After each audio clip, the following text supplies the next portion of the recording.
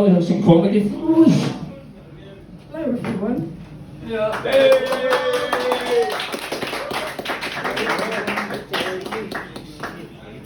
Has anyone seen my gimp dog? Answers to the name of Ian.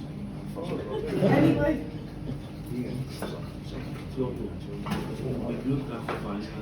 And my flask, you see, every time I get on stage I start shaking, so I might as well make a drink while I'm up here.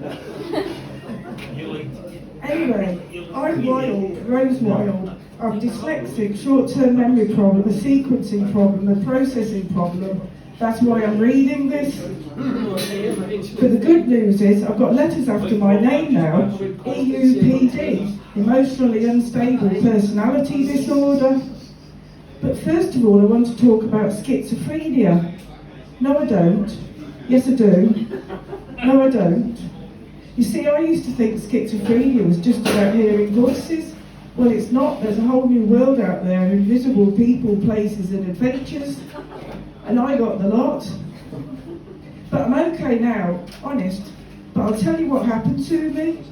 You see, I was sat in my house minding my own business during COVID lockdown. And I'd fallen out with everyone. And I thought I was on my own, but I wasn't. Was I, Ian? No, I had 4 friends.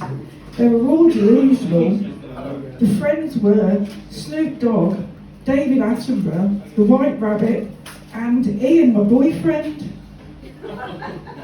We were having a tea party. Everyone was invited. Well, everyone apart from Boris Johnson, because he never invited me to his parties. When somebody started poking me in the ribs, it was not Ian, because Ian doesn't poke me there.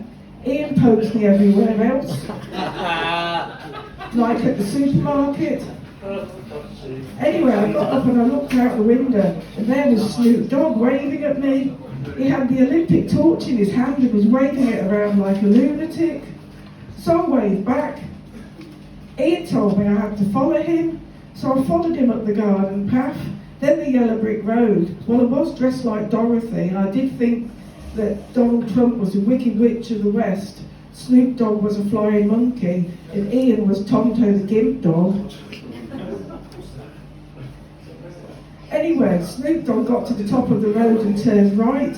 Who did he think he was, the White Rabbit? Or more to the point, was I Alice in Wonder where this is going to lead to? I'm not going down any large glory holes. I'll send Ian. He'll go, he never says no. Do you, dear? Then Snoop Dogg took me across a field, not a quantum field, a normal field. I even tried clicking my heels together 3 times and it didn't work. Did it, Ian?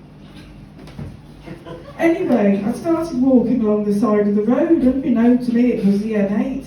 Funny thing was everyone was waving at me, so I waved back. Maybe they thought I was lost, blown over from Dudley.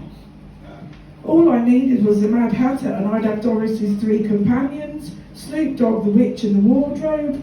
I think Snoop would have been growing weed in the wardrobe. But in reality, I'm on the M8 in full Dorothy outfit with my flask containing £500 worth of green tea. And I never got picked up. Well, I did a bit later on in the evening. But it was getting dusk now, so Snoop Dogg's Olympic torch was a great blessing. It was like following the North Star. Well, the Rasta Star to Bethlehem, except I really don't think there's going to be a baby Jesus at the end of this rainbow. And I'm not having any of that Bible nonsense in my delusions. I was on a housing estate now. Ian told me a van was coming for me. Right, an ice cream van, with men in straight jackets and a white jacket for me. I must have walked round the crescent over 20 times, till a police car pulled up and asked me what I was doing. I told them I was out for a bit of exercise. Just so happens I'm dressed as Dorothy. I'm not breaking any laws, am I? Then they asked me who packed my bag, and I told them Ian had packed it. Then they insisted on giving me a lift home. Ian told me they were my Uber drivers and I didn't have to pay them, but it turns out they were 2 random guys in a Ford Fiasco. But I gave them a good tip.